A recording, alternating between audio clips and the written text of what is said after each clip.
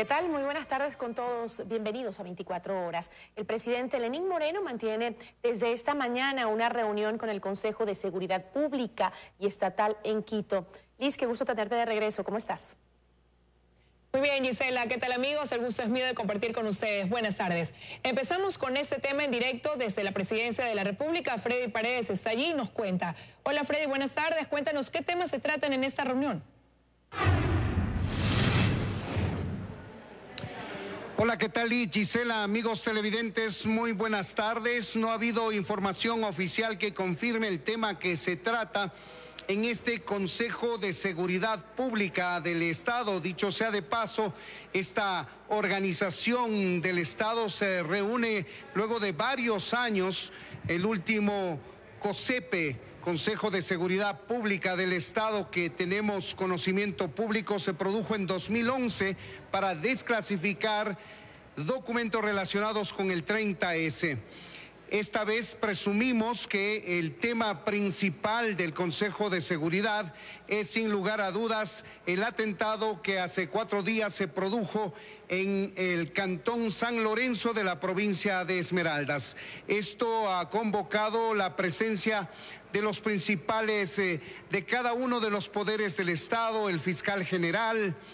Por primera vez acude a este Consejo de Seguridad Pública la nueva presidenta de la Corte Nacional de Justicia, Paulina Aguirre, entre otros funcionarios. Por supuesto, el jefe del Comando Conjunto y demás autoridades que tienen relación con la seguridad pública del país. Se ha ofrecido aquí en la Presidencia de la República que una vez que concluya este Consejo de Seguridad, posiblemente el ministro de Seguridad Interna, César Navas, nos dé a conocer algunas de las decisiones que puedan ser públicas, ya que todo lo que se delibere en su interior es reservado. Esto es lo que podemos contarles hasta esta hora desde el Palacio de Carondelet. Volvemos contigo, Liz, en Guayaquil. Amigos, muy buenas tardes. Buenas tardes, Freddy. Muchísimas gracias por ese reporte. Y los daños materiales se siguen cuantificando en la zona donde ocurrió el atentado terrorista en Esmeraldas. Las autoridades aseguran que las amenazas de grupos narcodelictivos ya se advertían en informes de inteligencia. Carlos Acoto permanece en el sitio y nos cuenta cuáles son las novedades. Carlos, buenas tardes. ¿Qué tal, Liz? Amigos, buenas tardes. Nosotros continuamos en el Cantón San Lorenzo de la provincia de Esmeraldas. Les contamos que la posibilidad de un atentado al comando de la policía de este cantón se advertía ya en un informe de inteligencia. Así lo aseguró el jefe de la subzona Esmeraldas. A la par de esto, el alcalde de este cantón se suma al pedido de la comunidad de reubicar a este recinto policial en las afueras de la ciudad. Les hemos preparado un reportaje en detalle con el resumen de esta información. El peligro al que se exponía el comando de San Lorenzo ya se advertía semanas antes del atentado. Informes de inteligencia se sumaron a lo que hasta ese momento eran rumores de una posible venganza de grupos narcodelictivos. Así lo dice el coronel Rommel Tapia, jefe de la subzona Esmeraldas. Se dieron algunos informes de inteligencia, pues los informes de inteligencia que nos daban la información, sí, que podía existir. Se reforzó la seguridad también. Sin embargo, sucedió. Tapia detalla los últimos golpes que se dieron al narcotráfico. 13,5 toneladas de droga incautada en 2016, 12,8 en 2017 y hace pocas semanas se decomisó 7,5 toneladas de precursores químicos. La policía asegura identificó una organización que ya había enviado a Colombia 26 toneladas de cloruro de calcio, materia prima para el procesamiento de cocaína. Hemos cerrado las vías a organizaciones narcodelictivas que podrían tratar de influir de una u otra manera en nuestro territorio. Hace tan solo una semana el recinto policial de San Lorenzo lucía así. Tras el atentado terrorista, el panorama es completamente diferente. Al momento se efectúa la cuantificación de los daños. Van a ser recuperados de manera inmediata a través de la aseguradora. Es un proceso que estamos haciendo también con la Dirección General de Logística. A la par de esto, el municipio del Cantón levanta su propia información. Desde aquí se asegura que no es solo uno el barrio afectado por la explosión. Está La Delicia, 9 de octubre, 12 de octubre, Palestina, San José y Santa Rosa. 180 casas afectadas. Por eso el funcionario se une al pedido de la comunidad, que solicita la reubicación del comando policial. Hemos puesto en consideración de la autoridad darles un terreno fuera de la ciudad como gas municipal. Esa decisión, sin embargo, dice, está en manos del Ejecutivo. El COE cantonal ha decidido suspender el simulacro de tsunami agendado para este miércoles. De igual forma, se cancelan las actividades preparadas por el feriado de Carnaval, pues por al menos los próximos 56 días, el estado de excepción se mantendrá en San Lorenzo y en Eloy Alfaro. Esto, dice el alcalde del cantón, debe ser el punto de partida para reforzar la seguridad en estos puntos fronterizos. Colombia debe reforzar su frontera, ¿no? Las autoridades a nivel nacional ecuatoriana deben mandar más personal. Y bien, a la par de esto, los peritos colombianos y los 4 miembros del FBI cumplen su segundo día de actividades periciales en el lugar del atentado. Esta información se prevé levantar dentro de un informe que será entregado en las próximas horas a la Fiscalía General del Estado, desde donde se comanda esta investigación. Nosotros continuaremos aquí a la expectativa de nueva información y se las estaremos comunicando oportunamente en las siguientes emisiones de nuestro noticiero 24 horas. Seguimos con mucha más información en estudio. Adelante, Gisela. Muchísimas gracias por la información. Contamos que los hermanos Vinicio y Fernando Alvarado son investigados por la Fiscalía por movimientos económicos inusuales e injustificados durante su paso por el gobierno de Rafael Correa. La Unidad de Análisis Financiero ha hecho un seguimiento a los negocios de los hermanos Alvarado desde 2010. Los inusuales movimientos económicos de los zares de la comunicación de Rafael Correa motivaron una investigación de la Unidad de Análisis Financiero y Económico, con hallazgos inquietantes. La UAFE levantó información económica, societaria y familiar de los hermanos Vinicio y Fernando Alvarado Espinel entre 2010 y 2017, encontrando varias inconsistencias que han sido reportadas a Fiscalía.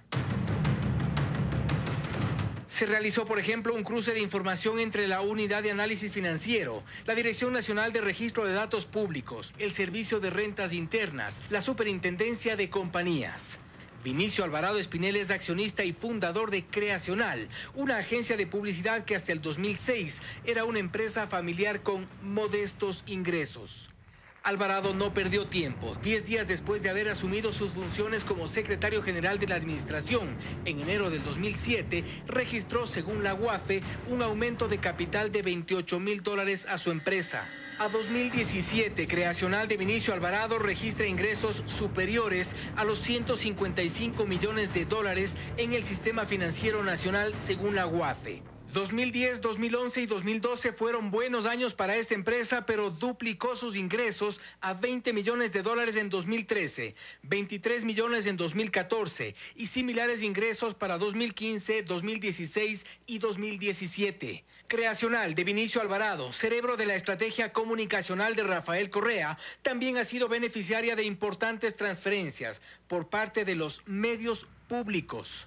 De Ecuador TV, más de $258,000, TC Televisión, $146,000 y Gama TV, más de $41,000 entre 2010 y 2016, años en que Vinicio Alvarado ostentó el poder desde sus cargos como secretario de la Administración y ministro. Este inusitado crecimiento de la empresa del hombre cercano a Rafael Correa se evidencia en el impuesto causado antes y durante la Revolución Ciudadana. Y hablando de ingresos, el dueño de esta próspera agencia de publicidad y funcionario público en 10 años de revolución, según la UAFE, registra en el sistema financiero nacional, entre 2010 y 2017, ingresos que superan el $1.514.000, un promedio de $18,000 al mes. La base de datos de la UAFE muestra ingresos similares de la esposa de Vinicio Alvarado, más de $1.395.000 entre 2010 y 2016. Según las fuentes de información de esta unidad, hay también ingresos inusuales en las cuentas de Fernando Alvarado Espinel, hermano de Vinicio Alvarado y pieza clave en el manejo de la actividad mediática y de propaganda del régimen de Rafael Correa. En el caso de Fernando Alvarado, entre el 2010 y 2017, el sistema financiero nacional registra depósitos y transferencias superiores a los $808,000. Esta relación entre los zares de la comunicación de la Revolución Ciudadana, sus empresas privadas y el inusual incremento de los ingresos en su entorno no mereció la observación de ninguna autoridad de control en 10 años de revolución. Es ahora que la UAFE detecta algunas coincidencias y relaciones catalogadas como inusuales e injustificadas. En una nueva entrega les contaremos sobre la relación de estas empresas de publicidad, la polémica constructora brasileña Odebrecht y más empresas de familiares que experimentaron la bonanza económica durante la Revolución Ciudadana. Fausto Yepes, 24 horas. A través de un comunicado subido a las redes sociales, el exsecretario de la administración de Rafael Correa, Vinicio Alvarado, asegura que no hay nada de irregular en lo revelado a través del informe de la Unidad de Análisis Financiero y Económico. Alvarado dice: tengan la absoluta certeza que jamás encontrarán un acto indebido en relación a mis funciones, mismas que ya han sido auditadas y que pueden volver a hacerlo las veces que sean necesarias, y que deben tener claro que este es solo un inmoral acto de persecución con supuesta información de la UAFE, entidad que no nos ha pedido ningún dato, solo por el delito de no haber continuado como funcionario del actual gobierno. Tras la investigación respecto al movimiento económico injustificado de los hermanos Alvarado, en la Asamblea esperan que la Fiscalía inicie la investigación de oficio. Algunos legisladores sostienen que este era un secreto a voces y que hay más temas que investigar. Grave. Así califican en la Asamblea la información sobre los hermanos Alvarado y la investigación de la Unidad de Análisis Financiero sobre las cuentas de los exfuncionarios del gobierno de Rafael Correa. Era un secreto a grandes voces que esta gente se aprovechaba del estatus por el cual estaban ahí para generar fortunas en beneficio suyo y de sus parientes. Cada uno con su conciencia, pero tarde o temprano todo cae por su propio peso. Pero sostienen que falta más investigación, pues hay otras denuncias. Se constituyeron una compañía para acceder a un contrato por $8 millones en concursos de limpieza en el Instituto Ecuatoriano de Seguridad Social.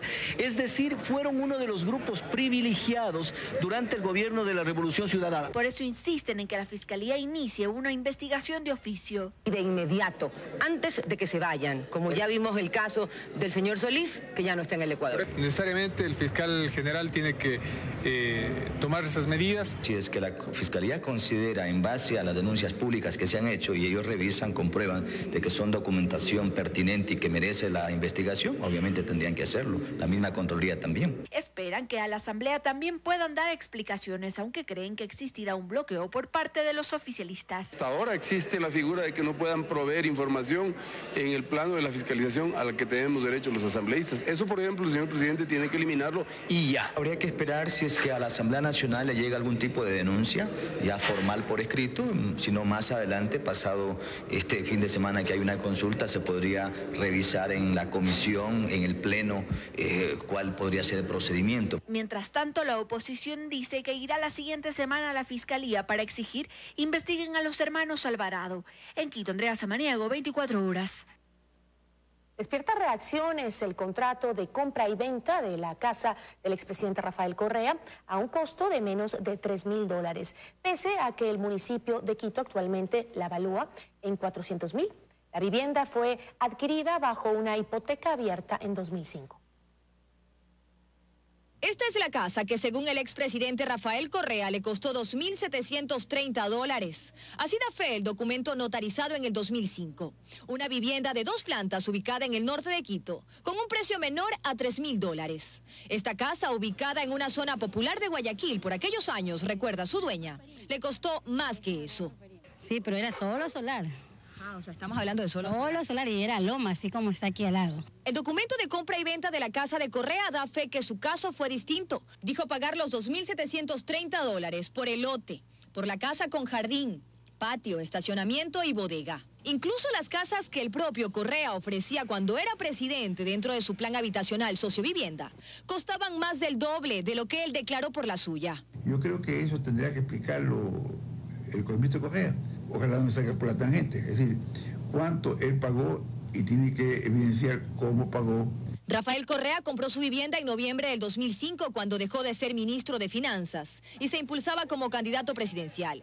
Lejos de que en aquel entonces no exista el COTAT y los municipios mantuvieran avalúos desactualizados, explica León Roldós. Esto no se configura solo en una falta ética. Aquí no hay una diferencia entre lo legal y lo ético, no. Sería ilegal que haya fijado un precio en escritura pública que no es el que realmente pagó.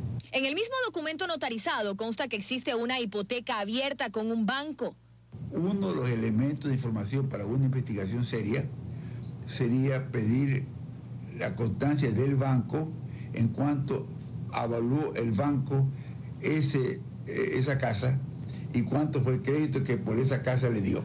Según un recorte de prensa de Diario El Comercio, Correa en el 2007 mantenía una deuda hipotecaria por $84.000. El propio Correa, en una de sus declaraciones patrimoniales, registró su casa con un valor de $160.000, pocos años después de haberla comprado. Los críticos aseguran que no se habla de elusión tributaria, sino de evasión, que eso sí es un delito, pero ya prescrito. Dayana Monroy, 24 horas. El expresidente de la República, Rafael Correa, salió de una radio de Quinindé, custodiado por la policía, después de permanecer durante varias horas acorralado por opositores. Decenas de habitantes protagonizaron actos vandálicos contra su vehículo. Mientras el expresidente Rafael Correa concedía una entrevista en las instalaciones de Radio Magia en Quinindé, varios manifestantes rodearon al vehículo que trasladó al exmandatario y lanzaron objetos.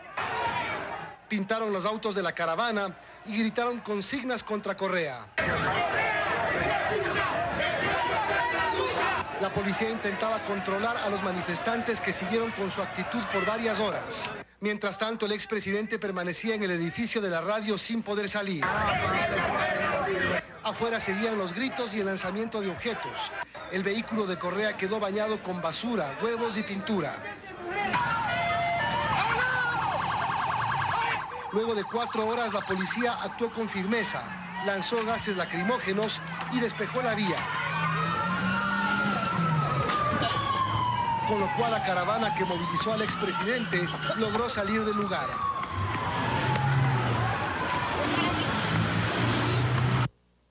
...117 observadores conforman las misiones electorales conducidas independientes que vigilarán el proceso de la consulta popular. También el Consejo Nacional Electoral presentó detalles de los componentes de la transmisión móvil mediante un aplicativo que utilizarán este domingo. Así funcionará el aplicativo celular que el CNE implementará en la consulta popular y que permitirá en tiempo real levantar información sobre la llegada de los paquetes electorales, la revisión del contenido y, entre otras cosas, tomar asistencia a más de 28.000 funcionarios a nivel nacional y del exterior. Los coordinadores de recinto, los coordinadores de mesa líder, los coordinadores de mesa, los coordinadores de mesa de información, los coordinadores de mesa preferente, los operadores de escáner, los operadores de RTPA móvil y los operadores de conteo rápido. La asistencia de los miembros de juntas receptoras del voto. Gracias a un nuevo aplicativo que lo hemos denominado MICE. En total serán 674 los RTPA móviles encargados de enviar la información. Este sistema de transmisión de datos electorales consta de 3 componentes. El componente de monitoreo y seguimiento electoral, que funciona a través de teléfonos celulares. El segundo componente, que son los paneles de control, que van a estar implementados en las oficinas de planta central. El tercer componente es el equipo de gestión de operaciones electorales. Realizarán una coordinación en cuanto a la gestión de respuestas a incidentes reportados. A nivel nacional, las actas se transmitirán a través de 1.566 RTPA y 674 RTPA móviles, además 161 enlaces satelitales en recintos de difícil acceso. En el exterior, esta transmisión de las actas será a través de 21 RTPA, 75 RTPA móviles y en 10 recintos con electores entre 1 y 50 mediante videoconferencia. Además, los miembros del CNE dieron la bienvenida a los representantes de las misiones de observación electoral conducidas e independientes. Son 117 en total. Entre las misiones independientes consta la OEA, UNASUR, AWEB y UNIORE. En Quito, Guayaquil, Manabí y Azuay. Somos parte de una institucionalidad y de una construcción sudamericana. La mayoría de estas misiones entregará su informe técnico el lunes al día siguiente del proceso electoral. En Quito, María Gracia Costa, 24 horas. La campaña por la consulta popular de este domingo se cerrará a la medianoche de este jueves. El oficialismo denuncia una campaña de mentiras en contra del sí. A esta campaña le quedan pocas horas antes de su cierre oficial y ambas tendencias refuerzan su presencia en las calles para sumar votos este domingo. Desde el oficialismo hablan de una publicidad mentirosa que, a más de ser antiética, solo perjudicaría al país, dicen. Vicuña desmintió que la permanencia del Consejo Transitorio de Participación Ciudadana y Control Social se prolongue hasta el 2023, como simpatizantes por el no difunden, que solo es cuestión de leer la pregunta. Todo está claro. Es un consejo transitorio que de forma improrrogable, como establece claramente el anexo 3, durará hasta la conformación del siguiente en el marco de las elecciones de los GATS del 2019. No hay pierde con eso. Y sobre los temores por los posibles integrantes del organismo, la vicepresidenta fue enfática en asegurar: no cercanos al poder de ningún tipo, no funcionarios de gobierno, sino efectivamente personas representativas que nazcan precisamente de los distintos colectivos, movimientos sociales. Pero que gane el sí en la consulta es solo el primer paso, recordó el alcalde de Guayaquil, Jaime Nebot, en su enlace radial de los miércoles. Dijo que tras la publicación de los resultados oficiales se debe ver el compromiso del gobierno por realmente hacer cambios. Con confianza, con seguridad jurídica, con arbitraje internacional, con estímulos, con APP, alianzas públicas privadas, que hay que hacerlas simples, con rebajar el tamaño de un Estado enorme. A la medianoche de este jueves empieza el silencio electoral. Joana Ramos, 24 horas. Atención con esta información, el fiscal general Carlos Vaca Mancheno fijó día y hora para que el expresidente Rafael Correa rinda su declaración en el marco de la indagación previa por el caso Petrochina. Rafael Correa deberá comparecer a la fiscalía el día lunes 5 de febrero a las 9:30 de la mañana.